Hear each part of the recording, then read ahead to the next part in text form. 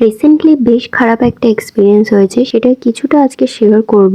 তাই আজকের ভিডিওটা একটু লং হবে। তার আগে বলে রাখি, আজকের ফ্রেমটার সাথে এই ঘটনার কোনো সম্পর্ক নেই। যে ফ্রেমটা বানাতে দেখছো, এই ফ্রেমটা 8 ইঞ্চির অ্যানিভার্সারি ফ্রেম ছিল।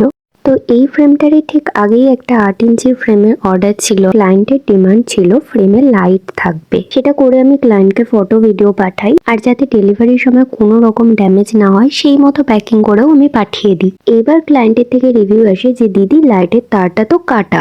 মানে আমি তো শুনে পুরো অবাক যে ম্যাক্সিমাম খারাপ কি হতে পারতো, ফ্রেম বা লাইট কিছু একটা ভেঙে গেছে। সেটা না হয়ে 3-4টে লেয়ার বাবল র্যাপের মধ্যে থেকেও জিনিসটা ভেঙে না গিয়ে কেটে কিভাবে যেতে পারে। তো আমি স্বাভাবিকভাবেই তার কাছে ওপেনিং ভিডিওটা চাই, আর ভিডিওটা ছিল কিছুটা এইরকম। ভিডিওটা দেখে জাস্ট একটাই জিনিস মনে হলো যে এতটা কেয়ারলেস ভাবে কেউ কি করে কোনো জিনিস আনপ্যাক করতে পারে। আমি অনেক রকম ভাবে আনপ্যাক করা দেখেছি, কিন্তু এরম ভাবে লাইটার দিয়ে পুড়িয়ে পুড়িয়ে আনপ্যাক করা আমার জীবনে দেখা প্রথম।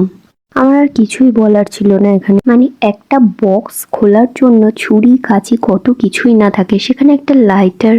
আর এই ফ্রেমটা প্যাকিং করার সময় কোনো ভিডিও আমার নেওয়া হয়নি। বক্সটা খোলার ভিডিও ক্লিপটা তো আমি মিউট করে দিয়েছি। না তো এখানে কতটা খারাপ ল্যাঙ্গুয়েজ ইউজ করা হয়েছে, একটা জিনিস না খুলেই কতটা বাজে কথা বলা যায় একটা মানুষকে, সেটা তো আমি আর বললামই না। যাই হোক, সেটার জন্য আমি যে আমাকে অর্ডারটা দিয়েছিল তাকে ফোন করেও সমস্ত কিছু বলেছিলাম। তো আমি আর সেই ঘটনার বৃত্তান্তে গেলাম না। জাস্ট একটাই জিনিস আমার তোমাদেরকে বলার, এই ঘটনাটা যেহেতু পুরোটাই আনএক্সপেক্টেড ছিল, তাই আমি কোনো প্যাকিং ভিডিও নিয়েও রাখিনি। কিন্তু ওই যে একবার শিক্ষা হয়ে গেলে মানুষের যা হয় আর কি। তাই এই ফ্রেমটার প্যাকিং ভিডিও আমি পুরোটাই করে রেখেছিলাম, আর এরপরেও যা যা অর্ডার আসতে চলেছে আমি সব কিছুরই প্যাকিং ভিডিও করে রাখবো বলেই ভেবেছি। তোমাদেরকে জাস্ট একটাই কথা বলার, আমি কিন্তু আমার দিক থেকে যতটা সেফ ভাবে পাঠানো যায় জিনিসটা সেইভাবে পাঠাই, কিন্তু তোমাদেরও তো একটা দায়িত্ব থাকা উচিত, তাই না? কোনো জিনিস শুধু কিনে ফেললেই তো হয় না, সেটাকে রাখতেও তো জানতে হয়।